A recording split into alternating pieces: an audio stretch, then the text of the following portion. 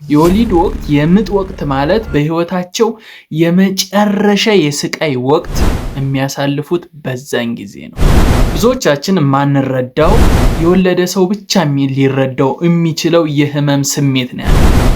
ያን ስሜት ለ6 ሰዓት፣ ለ12 ሰዓት፣ ለ2 ሰዓት ወር እንደየሴቷ የሰዓት ልዩነት ያቺ ደቂቃ ያቺ ሰዓት እጅግ በጣም ከፍተኛ ስቃይ የምታይበት ወቅት ነው። ያን መረዳት የሚችለው የወለደ ሰው ብቻ።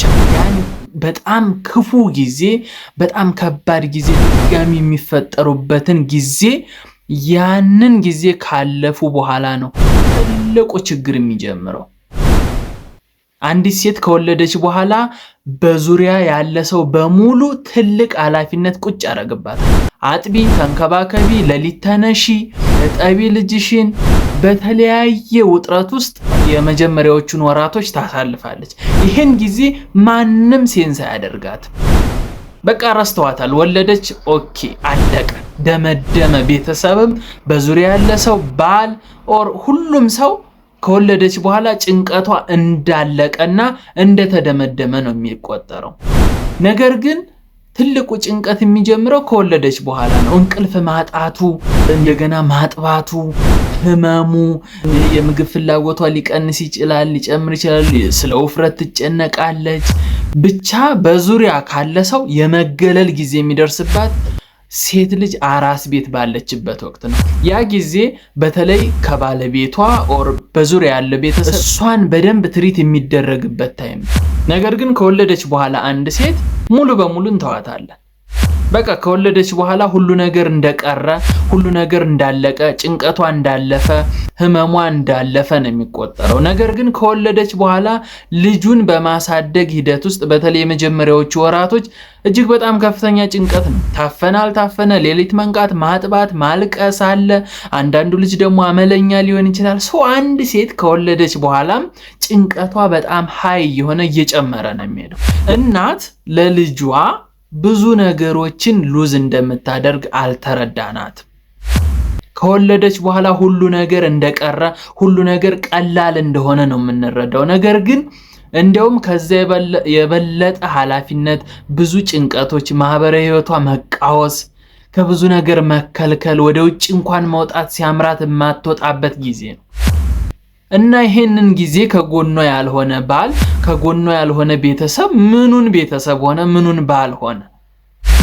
በጣም ሰው የሚያስፈልጋት አራስ በሆነችበት ጊዜ፣ ልጅ በምታሳድግበት ጊዜ ነው።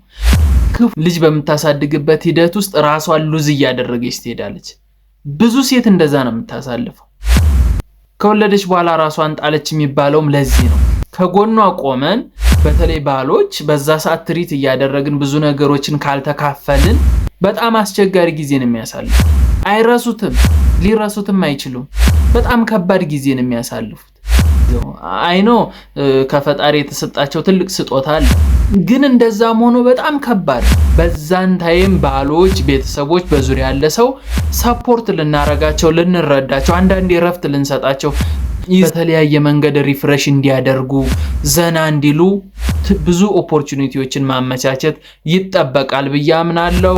አንዲት ሴት ስትወልድ ያለባትን ጭንቀት እንደምንረዳ ሁሉ በዛን ወቅት አብረን ያለን ሰዎች ምን ያክል ከፈጣሪ ጋር አታች አድርገን እንደምንጸልይ ሁሉ በሚያሳድጉ ጊዜም ከጎናቸው ልንሆን ይገባል።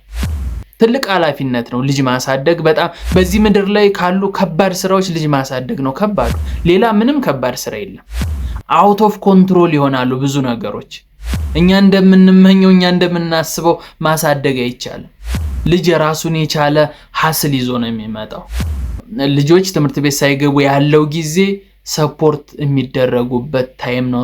ፎከስ እናደርግላቸው የሚል ሐሳብ ነው። እንግዲህ እናቶች በደንብ ሴንስ ታረጉታላችሁ ብዬ አስባለሁ፣ ትረዱታላችሁ ብዬ አስባለሁ። ወደፊት ለመውለድ ያሰባችሁ እንዲሁም አሁን ወልዳችሁ ያላችሁ ሰዎች በደንብ ይሄን ነገር ሴንስ ስለምታደርጉ በተለይ ባሎች ሰፖርት ማድረግ ይጠበቃል ብዬ አስባለሁ። እናቶችም ያላችሁን ሐሳብ እስኪ በኮሜንት ቦክስ ሼር አድርጉኝ። ይሄ በጣም ትልቅ መነጋገሪያ ርዕስ መሆን ያለበት ጉዳይ ነው። ከወለዱ በኋላ ብዙ ነገር ሉዝ ስለሚያደርጉ እናቶች ሐሳባችሁን በኮሜንት ቦክስ አስቀምጡልኝ።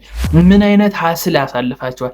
ምን አይነት ማን ነው ከጎናችሁ የቆመው? ያን ጊዜ እንዴት አለፋችሁት? አሁንም በስቃይ ላይ ያላችሁ ሰዎች እንዴት እያለፈ ነው? እስኪ ሼር አድርጉትና ትልቅ መነጋገሪያና ዲስከስ መደረግ ያለበት ጉዳይ ነው።